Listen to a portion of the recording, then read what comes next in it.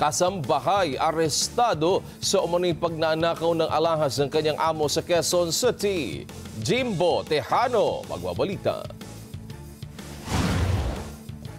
Naaresto ng QCPD Police Station 14 sa isinagawang follow-up operation ang isang 43 anyos sa kasambahay sa San Jose del Monte, Bulacan. Sa investigasyon ng otoridad, siya ang umano'y itinurong suspect sa pagkawala ng dalawang mamahaling singsing ng kanyang amo na tinatayang aabot sa mahigit 200,000 piso ang halaga. Ayon sa PNP, nadiskubre ng biktima na nawawala ang alas nang kukunin na sana nito ang isa sa mga singsing. Accordingly po, bago po yung insidente, bago rin sila umalis para sa business trip at ng ibang bansa, ay iniwan niya po itong singsing doon sa itaas ng droga. So pagkabalik po nila at pupunta nga po sila doon sa isang event, eh nakita ko niya na napansin niya na nawawala po itong singsing. Kaya ito po yung nagbigay ng i-review po niya yung CCTV. Sa closed circuit television o CCTV, kitang pumasok ang kasambahay sa kwarto ng biktima upang pagtakpan ang krimen gumamit ng tissue ang salarin at saka kinuha ng dahan-dahan ng mga alahas.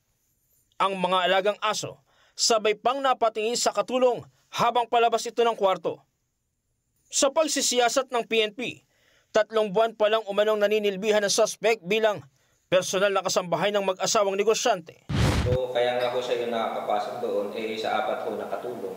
Siya lang po yung nakakapasok doon kasi siya nga po yung naging nagsilbing personal na maid po ng dalawang yung mag-asawa. Na-recover ang engagement ring na humigit kumulang 156,000 pesos ang halaga. Hindi naman nabawi ang wedding ring dahil naibenta na umano ng suspect sa Quiapo. Aminado sa krimen ng suspect na naharap sa kasong qualified theft. Ginawa ko lang naman po yun kasi kinumpain po yung apo ko 50-50 po yung apo ko, sir Kailangan pong din sa ospital yung apo ko. Tsaka alam po yun ng sekretary dahil nakausap niya po yung anak ko. Sabi niya po tutulungan niya po yung anak ko, hindi naman po pala. Binalik ko po yung isa lang po yung binenta ko kasi kailangan lang po i-admit yung apo ko sa ospital. Magkano nyo nabenta? 9,000 po. Maaari po bago po natin sila tanggapin bilang katulong sa atin, ay hingan din po sana natin sila ng police clearance para matiyak po natin na walang record po itong mga kasama natin sa bahay.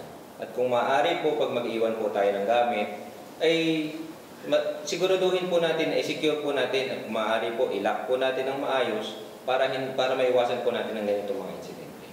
Jim Tejano, para sa mata ng Agila, matatag, matapang, matapat.